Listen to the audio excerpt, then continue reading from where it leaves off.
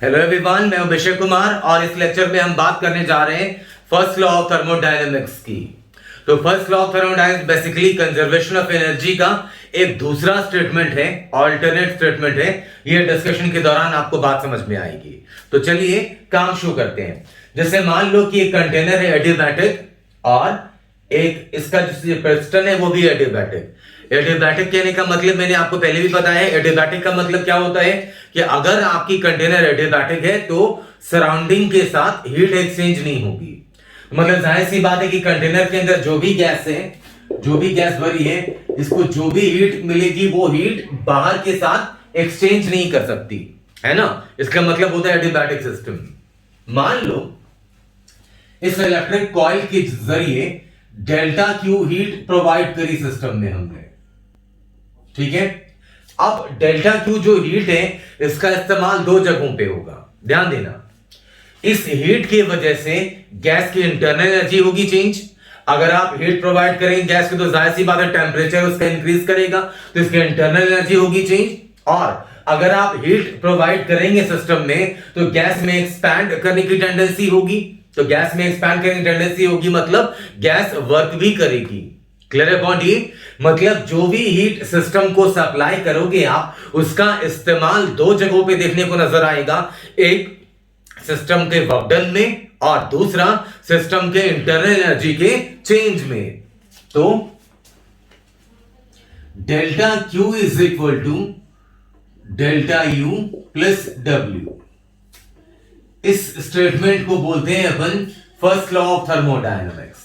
तो जैसे कि आपको बोला मैंने कि जाहिर सी बात है कि ये कंजर्वेशन ऑफ एनर्जी का ऑल्टरनेट स्टेटमेंट है। ये कि जो हीट प्रोवाइड करी आपने सिस्टम में डेल्टा क्यू, वो इस्तेमाल होगी चेंज इन इंटरनल एनर्जी में प्लस वर्क डन में। अब देखो change in internal energy, internal energy में चेंज, इसका फॉर्मूला हम डिराइव कर चुके हैं F/2 NR delta T। Internal energy में चेंज ये प्रोसेस इंडिपेंडेंट है। मतलब इस बात से फर्क नहीं पड़ता कि टेंपरेचर चेंज करने का मैकेनिज्म, जरिया आपका क्या था। आप किसी भी टेक्निक के जरिए टेंपरेचर चेंज करें, वो टेक्निक से डिपेंड नहीं करता। Change in internal energy depend करेगा सिर्फ चेंज इन टेंपरेचर पे। इसलिए ये प्रोसेस इंडिपेंडेंट है। किसी भी प्रोसेस से टेंपरेचर चेंज करें, इंटरनल एनर्जी में चेंज इतनी होगी। Process independent.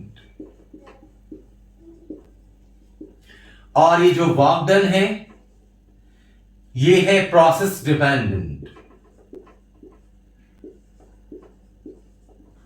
जैसे मान लो change in temperature delta T आया, isothermal process, isobaric process, isochoric process. अगर आप डिफरेंट प्रोसेसेस से आप चेंज इन, आइसोथर्मल नहीं कहना चाहिए मुझे क्योंकि आइसोथर्मल में तो टेंपरेचर कांस्टेंट होता है ना। आप किसी भी जरिए से, आइसोबैरिक से, आइसोकोरिक से, एडियाबैटिक से, किसी भी मैकेनिज्म से अगर delta T change in temperature लाएंगे तो जब जब change in temperature delta T होगा तब तब चेंज इन एनर्जी इतनी होगी। इसलिए लिखा मैंने ये है प्रोसेस इंडिपेंडेंट। लेकिन ये वर्क डन डिपेंड करेगा कौन से प्रोसेस से टेंपरेचर चेंज हुई है वहां पर, क्योंकि वर्क डन डिपेंड करता है सिस्टम के प्रोसेस पे। आइसोकोरिक में कुछ वर्क डन पता है जीरो होता है, आइसोथर्मल, आइसोबैरिक, अलग अलग प्रोसेसेस में वर्क डन भी अलग अलग नजर आती है। इसलिए वर्क डन है प्रोसेस डिपेंडेंट, जबकि चेंज इन एनर्जी क्या है, प्रोसेस इंडिपेंडेंट। तो जो एनर्जी दी आपने वो कहीं बाहर लॉस नहीं हुई, उसका इस्तेमाल दो जगहों पर हुआ, change in energy plus work done. मतलब ये सम हमेशा एनर्जी सप्लाइड के बराबर होगा। अब ध्यान दीजिए छोटी छोटी बातें। पहली बात क्या बोला मैंने, it is alternate statement of, it is another statement of लिखना चाहिए मुझे, it is another statement of conservation of energy, conservation of energy. मतलब एनर्जी कंजर्व है, कहीं विलुप्त नहीं हुई, कहीं गायब नहीं हुई।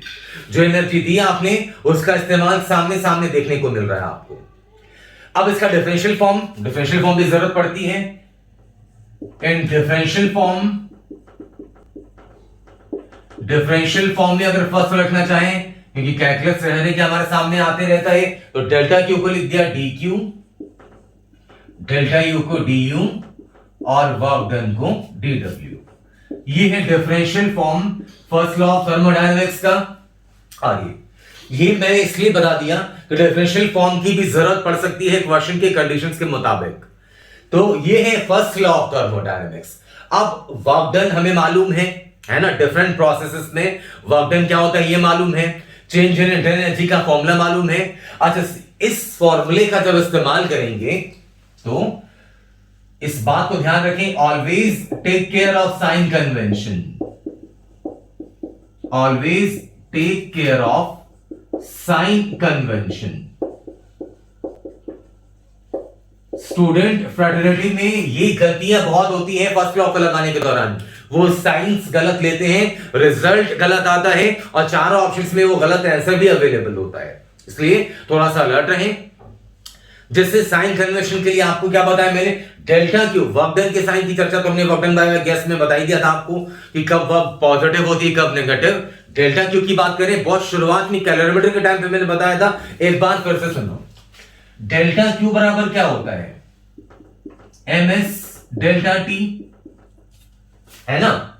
डेल्टा टी जब पॉजिटिव होगा तो डेल्टा क्यू भी पॉजिटिव, डेल्टा टी नेगेटिव होगा तो डेल्टा क्यू भी नेगेटिव। अभी सोचो कि डेल्टा टी पॉजिटिव होने का मतलब क्या है, डेल्टा टी मतलब हो गया change in temperature, final temperature minus initial temperature. तो अगर डेल्टा टी पॉजिटिव है इसका मतलब क्या हो गया कि टेम्परेचर बढ़ा है, टेम्परेचर बढ़ा है मतलब बॉडी ने हीट एब्सॉर्ब करी होगी तो टेम्परेचर बढ़ा होगा। मतलब कि इफ सिस्टम एब्सॉर्ब्स हीट, अगर सिस्टम हीट एब्सॉर्ब करेगी तो डेल्टा क्यू का साइन पॉजिटिव लेंगे। क्लियर रखने वाली बात नहीं है, मैंने कैलोरीमेट्री के टाइम पे शुरुआत में आपको बताया था, अगर आप सिलसिलेवार तरीके से मेरे लेसन्स को फॉलो कर रहे हैं तो ये चीजें हमने पहले भी डिस्कस करी हैं। अब डेल्टा टी नेगेटिव होगा, एमएस तो पॉजिटिव होगा ही, डेल्टा टी अगर नेगेटिव होगा तो डेल्टा क्यू भी नेगेटिव। तो डेल्टा टी नेगेटिव होने का मतलब क्या है, डेल्टा टी मतलब final temperature minus initial temperature. अगर फाइनल टेम्परेचर इनिशियल टेम्परेचर से कम होगा तो डेल्टा टी जाहिर है नेगेटिव होगी, है ना। तो सोचो कि फाइनल टेम्परेचर इनिशियल टेम्परेचर से कम कब होगा भाई, जब सिस्टम हीट रिलीज करेगी। अगर सिस्टम ने हीट रिलीज किया तो उसका टेम्परेचर गिरेगा, फाइनल टेम्परेचर इनिशियल से कम होगा, जाहिर है डेल्टा टी की वैल्यू भी नेगेटिव होगी। इसलिए अगर सिस्टम एब्सॉर्ब करती है हीट तो delta Q positive, if system rejects या रिलीजेस, जो भी बोले, इफ सिस्टम रिजेक्ट्स हीट या रिलीज भी लिख सकते हो आप, तो डेल्टा क्यू का साइन नेगेटिव होगा। क्योंकि न्यूमेरिकल्स में आपको बताएंगे वो कि सिस्टम ने 10 जूल रिलीज किया, 10 जूल एब्सॉर्ब किया, इस तरह के स्टेटमेंट्स देखने को मिलेंगे। तो जाहिर है कि जब एब्सॉर्ब करेगी तो टेम्परेचर बढ़ेगी, delta T positive delta Q भी पॉजिटिव। और अगर रिजेक्ट करेगी हीट, रिलीज करेगी सिस्टम हीट अगर, तो टेम्परेचर गिरेगा, कम होगा, तो delta T negative delta Q भी नेगेटिव। मतलब इसे रखने की जरूरत नहीं, बड़े आराम से निकाल सकते हैं अपन। वर्क डन का साइन, मैंने वर्क डन बाय गैस का इंडिविजुअल वीडियो पोस्ट किया है, तो उसमें मैंने डिस्कस किया है कि वर्क डन का साइन कब पॉजिटिव कब नेगेटिव। अगर है ना, work done area under the graph से भी निकालते हैं अपन, और वॉल्यूम इंक्रीजिंग है तो work done positive, volume decreasing है तो work done negative. Work done का फॉर्मूला क्या था, इंटीग्रेशन पीडीवी, ठीक है, integration PDV, area under the pressure volume diagram. अब जरा ध्यान दो, डीवी डीवी मतलब चेंज इन वॉल्यूम, प्रेशर तो पॉजिटिव होगा ही, डीवी अगर पॉजिटिव हो, डीवी मतलब change in volume, DV positive मतलब फाइनल वॉल्यूम ज्यादा है, इनिशियल वॉल्यूम कम है। तो फाइनल वॉल्यूम ज्यादा कब होगी, जब गैस खुद से एक्सपैंड होगी। तो गैस खुद से वर्क कर रही है अगर, तो वर्क डन पॉजिटिव। गैस पे वर्क किया, मान लो एक बैलून है, बाहर से आपने कंप्रेस किया, तो कंप्रेस करोगे तो फाइनल वॉल्यूम कम हो जाएगी इनिशियल से, है ना। तो ऐसे केस में डीवी नेगेटिव तो वर्क डन भी नेगेटिव। तो work done by the gas, work done by the gas, ये पॉजिटिव, क्योंकि गैस वर्क करेगी तो वो खुद एक्सपैंड करेगी, वो खुद एक्सपैंड करेगी तो फाइनल वॉल्यूम ज्यादा होगी इनिशियल से, तो टीवी होगी पॉजिटिव, वर्क डन भी पॉजिटिव। और work done on the gas, किसी एक्सटर्नल एजेंट ने, बाहर के सिस्टम ने अगर वर्क किया है गैस पे, मालूम मैंने एग्जांपल दिया आपको कि बैलून है आपके पास, गैस बैलून, उसे कंप्रेस करेंगे तो आपने बाहर से वर्क किया, तो आपने वर्क किया, आपने दबाया उसे, उसकी वॉल्यूम कम हुई तो फाइनल वॉल्यूम कम हो गई इनिशियल से, तो डी भी नेगेटिव तो वर्क भी नेगेटिव। इसलिए work done on the gas, work done on the gas, ये नेगेटिव।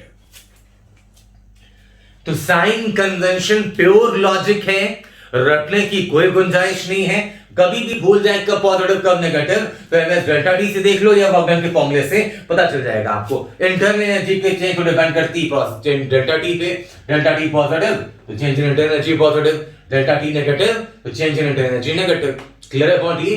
तो ये है फर्स्ट लॉ ऑफ थर्मोडायनामिक्स। अब मैं कुछ न्यूमेरिकल इलस्ट्रेशंस के जरिए इस कॉन्सेप्ट को और बेटर तरीके से आपको समझाने की कोशिश करता हूं। तब तक आप स्क्रीन पॉज करें और जल्दी से ये चीजें समझते हुए नोट कर लें।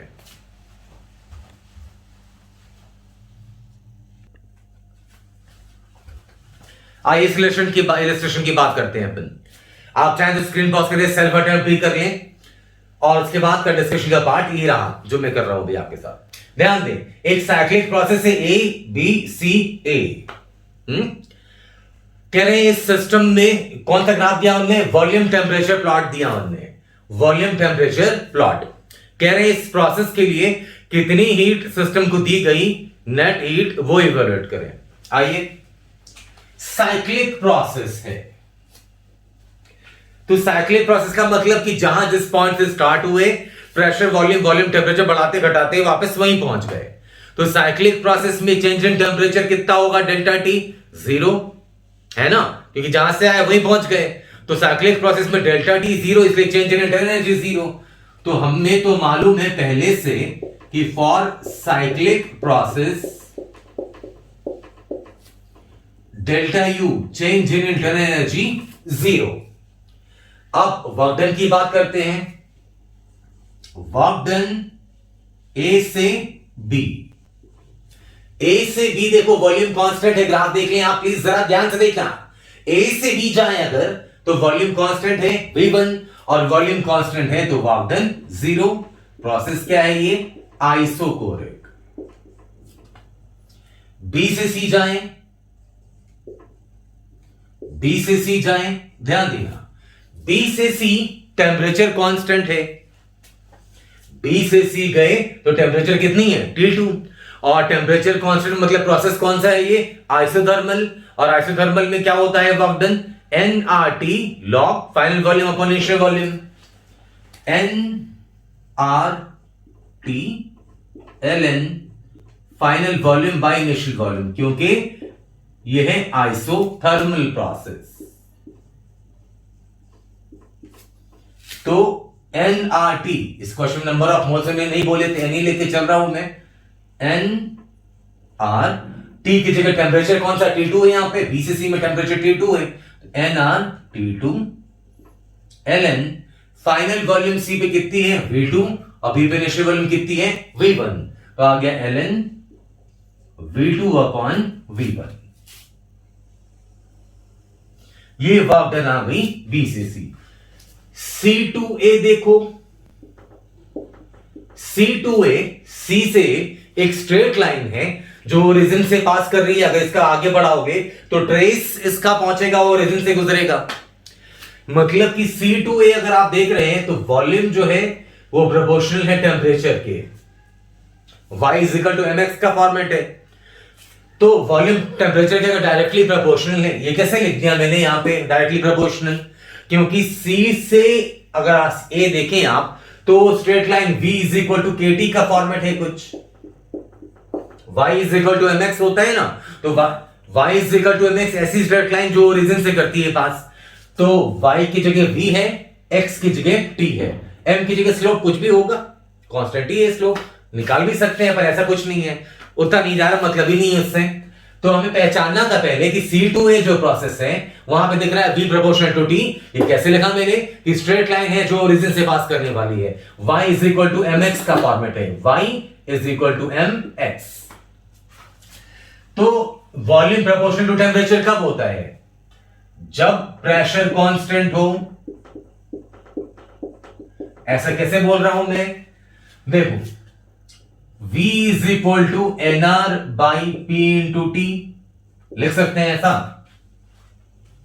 PV is equal to NRT, वही लिखा है मैंने, P इधर कर दो तो आ जाएगा सेम। अब अगर V प्रोपोर्शनल टू T अगर आ रहा है यहां पे, इसका मतलब कि NR अपॉन P जो है ये कांस्टेंट है, और NR upon P constant, NR तो कांस्टेंट रहती है, प्रेशर भी कांस्टेंट होना चाहिए। ग्राफ थ्योरी पढ़ने के बाद ये सब चीजें आपको आसान लगनी चाहिए, मैं उम्मीद कर रहा हूं ऐसा। तो प्रेशर कांस्टेंट है तो वर्क डन क्या हो जाएगा? वर्क डन क्या निकाल सकते हैं अपन? P delta V। Work done निकाल सकते हैं P delta V, isobaric process का वर्क डन। यह है आइसोबैरिक प्रोसेस, मतलब जहां प्रेशर कांस्टेंट रहे उसे क्या बोला करते थे अपन? Isobaric process. तो उसका वर्क डन ही रहा P डेल्टा V, या NR डेल्टा T भी बोलते हैं, इसे लिख सकते हैं। तो NR डेल्टा T, जरा ध्यान दो, फाइनल टेम्परेचर कितनी है? C से आ रही है ना, तो फाइनल टेम्परेचर यहां पे T1 minus initial temperature T2, C पे टेम्परेचर थी T2। तो ये वर्क डन है C से, A से B, B से C से वर्क डन आ गया। तो टोटल वर्क डन निकाल सकते हैं अपन, वर्क डन A से B plus work done B से C plus work done C से A। ये सब मालूम है तो वैल्यू रखनी तो वैल्यू रख दो बस, वो आप रख दो। ये रही वैल्यू, पहला 0, दूसरा ये और तीसरा ये। तो टोटल वर्क डन मिल गई। तो क्या पूछ रहे थे? Net heat given to the system. तो delta Q is equal to क्या हो जाएगा? Delta U plus W। Delta U है 0 और वर्क डन जो निकालेंगे वही आपकी net heat given to the system हो जाएगी। क्लियर अबाउट ये? जल्दी से स्क्रीन पॉज करके नोट कर लें। वैसे मैं ये उम्मीद कर रहा हूं कि ये क्वेश्चन आपने बनाया हुआ खुद से। अब हम चलते हैं अगले इलस्ट्रेशन की तरफ।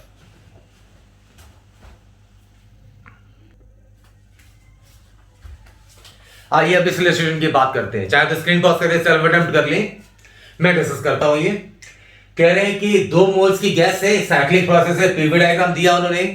ए वाले पॉइंट पर टेम्परेचर बोला 300 केल्विन, बी वाले पॉइंट पे 500 केल्विन। कह रहे हैं कि 1200 जूल्स विड्रॉ किया सैंपल से हमने, जो गैस सैंपल है उसने रिजेक्ट किया या विड्रॉ किया हमने 1200 जूल्स। तो पूछ रहे हैं कि ग्राफ के बी से सी वाले पार्ट में वर्क डन कितनी होगी। पहली बात साइक्लिक प्रोसेस है, तो फॉर साइक्लिक प्रोसेस हमें मालूम है चेंज इन इंटरनल एनर्जी 0। ना delta Q is equal to है -1200 जूल्स। अब इस छोटी सी बात में मैंने अभी डिस्कस किया था आपसे कि लोग कर देते हैं गलतियां, आप बिल्कुल ना करें।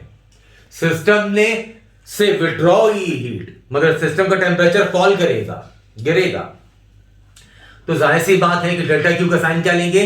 नेगेटिव। अभी डिस्कस किया था आपको मैंने कि सिस्टम रिजेक्ट करेगी हीट तो नेगेटिव, सिस्टम एब्सॉर्ब करेगी हीट तो डेल्टा Q पॉजिटिव। अब फर्स्ट लॉ ऑफ थर्मोडायनेमिक्स से delta Q is equal to लिख सकते हैं अपन delta U plus W। Delta U तो है 0 और वर्क डन A से B, B से C और C से A। वर्क डन A से B, B से C और C से A। तो डेल्टा Q मालूम है। अब B से C से A वर्क डन कहां से कहां निकालना? B से C, B से C वर्क डन हमें इवैल्यूएट करनी है। तो चलिए जो निकाल सकते निकालते हैं। A से B पहले, वर्क डन A से B। वर्क डन A से B अगर बात करें तो ध्यान दो जरा कि A से B प्रेशर कांस्टेंट है, जो प्रेशर A पर वही यहां पर, वही यहां पर, वही यहां पर, वही B पर। तो ए से बी वर्क डन हो जाएगा NR delta T, isobaric process, P delta V या एनआर डेल्टा टी। अब आइए लिख दें एनआर डेल्टा टी को लिख सकते हैं NR delta T, final temperature B का है तो TB minus T. Number of moles कितने 2, आर की वैल्यू कितनी 8.3, फाइनल टेम्परेचर बी पर 500 केल्विन, ए पर 300 केल्विन। ये कितना आ जाएगा जोड़ घटाने के बाद 200, 400, 432, 40, मतलब कि 3320 जूल्स। ये है वर्क डन ए से बी। अच्छा बी से सी तो वर्क डन निकालना ही हमें, और तो अभी बात करते हैं उसके बारे में। क्या सी से ए वर्क डन निकाल सकते हैं अपन? सी से ए वर्क डन, देखो सी से आओगे तो हर जगह पे वॉल्यूम तो कांस्टेंट है, ध्यान से देखना जरा, जो वॉल्यूम ए पर वही पूरे सी से ए के दौरान वही वॉल्यूम है, तो वॉल्यूम कांस्टेंट तो वर्क डन क्या हो जाएगा 0, क्योंकि सी से ए का जो प्रोसेस है वो है आइसोकोरिक प्रोसेस। तो delta Q is equal to delta U plus W लिखेंगे अपन जब, तो डेल्टा क्यू की जगह पे -1200, चेंज इन एनर्जी 0। ध्यान से देखना जरा, ए से बी वर्क डन ये आ गया 3320 जूल्स, बी से सी वर्क डन ये हमारा क्वेश्चन है, ये नहीं पता, और सी से ए वर्क डन 0, सी से वर्क डन 0, क्योंकि यहां से करेक्ट। अब यहां से बस बची वैल्यू वर्क डन बी से सी, तो यहां से वर्क डन बी से सी निकाल दीजिए आप। 33 अंदर तरफ आ गया, कितना आ गया 33 और 12 आ गया 45, -4520 जूल्स। इतनी वर्क डन हुई है बी से सी मूव करने के दौरान। क्लियर है पॉइंट ये? तो मैं उम्मीद कर रहा हूं कि ये रिजल्ट आप भी लेकर आए होंगे। जल्दी से स्क्रीन पॉज करें, हम मूव करते हैं अगले इलस्ट्रेशन की तरफ।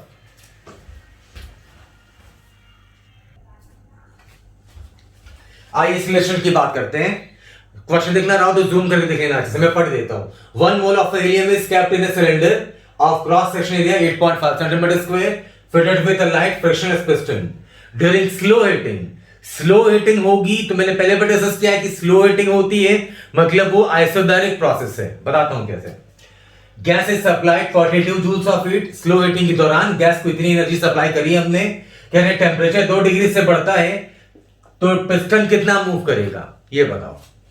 मतलब ऐसा है कुछ, ये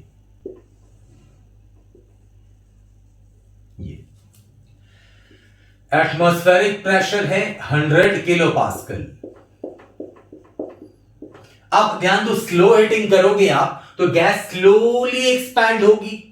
तो गैस स्लोली एक्सपैंड होगी अगर, तो मान लो कि इसका क्रॉस सेक्शन एरिया पिस्टन का ए है जो कि दे रखा है हमने 8.5 सेंटीमीटर स्क्वायर, तो पिस्टन पे एक फोर्स लगेगी इधर गैस के प्रेशर से, प्रेशर ऑफ गैस पी मान लू मैं, पी इंटू एरिया, और इधर से एक फोर्स लगेगी atmospheric pressure P into area.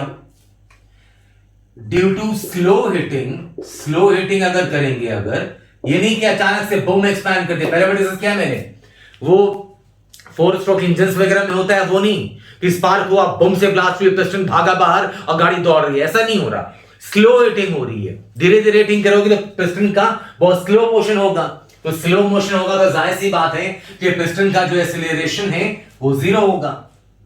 तो नेट फोर्स इज बैलेंस्ड, तो PA is equal to P ATM atmospheric pressure into A, ये दोनों फोर्सेस बैलेंस होंगे, A कैंसिल। गैस का प्रेशर हमेशा एटमॉस्फेरिक प्रेशर के बराबर है, और अगर गैस का प्रेशर हमेशा वही है तो ये हो गया आइसोबैरिक प्रोसेस।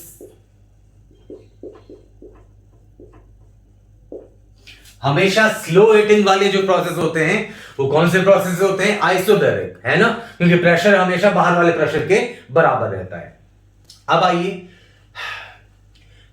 टेम्परेचर कितना राइज किया 2 डिग्री सेल्सियस, तो चेंज इन इंटरनल एनर्जी निकाल सकते हैं अपन। चेंज इन इंटरनल एनर्जी होती है F/2 nR डेल्टा T, पढ़ा हमने। गैस कौन सी है? हीलियम, मतलब मोनोएटॉमिक गैस, तो मोनोएटॉमिक का डिग्री ऑफ फ्रीडम पहले कितना पढ़ा अपन ने 3, तो रख दीजिए 3/2। नंबर ऑफ मोल्स कितने हैं? 1 मोल 1। आर की value 8.3। Delta T rise in temperature 2 degree Celsius 2। अब एक बार चेकआउट मिल गया मुझे मुझे बोल रहा है कि सर आपने यहाँ पे सेल्सियस था केल्विन में कन्वर्ट क्यों नहीं किया? तो डेल्टा टी है भैया टेम्परेचर का डिफरेंस सेल्सियस के स्केल पे और केल्विन स्केल पे बराबर ही रहता है। मैं ये सब बताने की जरूरत नहीं है, वैसे इतने आगे आने के बाद तो आई होप ये सब चीजें आप पढ़ चुके होंगे, आपको ध्यान में होंगी। 8.3 into 3 कितना आ गया? 24.9। चेंज इन इंटरनल एनर्जी है 24.9 जूल्स। कितनी हीट सप्लाई करी सिस्टम को? 42। डेल्टा क्यू पॉजिटिव की नेगेटिव? देखो सप्लाई करी सिस्टम को हमने, सिस्टम सप्लाई करेंगे सिस्टम एब्जॉर्ब करेगी तो प्लस, अगर रिजेक्ट करेगी तो माइनस।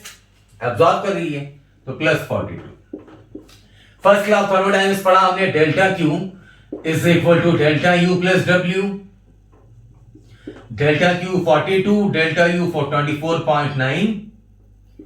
वर्क डन नहीं पता अभी, तो यहां से वर्क डन की वैल्यू कितनी आ गई? वर्क डन की वैल्यू आ गई 42 माइनस 25 कितना आ गया? 17 प्लस 17.1 17.1 जूल्स। इतना निकला वर्क डन। ध्यान से देखें, वर्क करा किसने? गैस ने। क्या गैस का प्रेशर कांस्टेंट है? जी हां, गैस का प्रेशर कांस्टेंट है। तो मान लो कि इस दौरान जो पिस्टन है वो आगे मूव करती है x, इतना आगे बढ़ती है ये। तो इतनी वॉल्यूम चेंज हुई, ये जो शेड कर रहा हूं मैं, इतनी वॉल्यूम चेंज हुई, तो वर्क डन को लिख सकते हैं अपन P डेल्टा V। ध्यान से देखना, ये कैसे लिखा मैंने? आइसोबैरिक प्रोसेस का वर्क डन। ये आइसोबैरिक क्यों कह रहा हूं मैं? क्योंकि स्लो हिटिंग है, दैट इज व्हाई। तो वर्क डन कितनी है? 17.1 जूल्स। आप लिख सकते हैं, लिख दे प्लीज 17.1। प्रेशर कितना है? एटमॉस्फेरिक, तो आ गया 100 किलो पास्कल, मतलब कि 10 to the power 5 पास्कल। और डेल्टा वी मतलब चेंज इन वॉल्यूम, तो पिस्टन का एरिया तो मालूम है, ये वाला A इंटू एक्स, इतना ही वॉल्यूम तो चेंज हुआ। तो एरिया A इंटू एक्स मान लेता हूं, अब ये स्टेप में लिख दूंगा, तो आ गया 17.1 is equal to 10 to the power 5। Area है 8.5, ये 8.5 सेंटीमीटर स्क्वायर, तो आ गया 8.5 into 10 to the power -4 into x. अब ये छोटा सा कैलकुलेशन बड़े आराम से कर सकते हो आप चाहो तो। कितना आ गया वैसे ही है, x इज इक्वल टू आ गया 17.1 और ये आ गया 8.5 इंटू ये 10 to the power ये 85, ये तो मीटर्स में आएगा। तो अगर 100 कर दो यहां से, इतना मीटर्स कैलकुलेशन कर लोगे यहां से, तो 85 टू द 170, मतलब कि ये आ जाएगी वैल्यू नियरली 20 सेंटीमीटर। बाकी कैलकुलेशन देख लेना। ये है डिस्प्लेसमेंट ऑफ 85 टू द 170 तो अप्रॉक्सीमेट कर दिया मैंने। ये है डिस्प्लेसमेंट ऑफ पिस्टन। तो कुछ इलस्ट्रेशंस के जरिए मैंने आपको फर्स्ट लॉ ऑफ थर्मोडायनामिक्स सिखानी चाहिए। तो फर्स्ट लॉ ऑफ थर्मोडायनामिक्स अब आपको समझ में आ गया, कोई नई सी चीज नहीं है।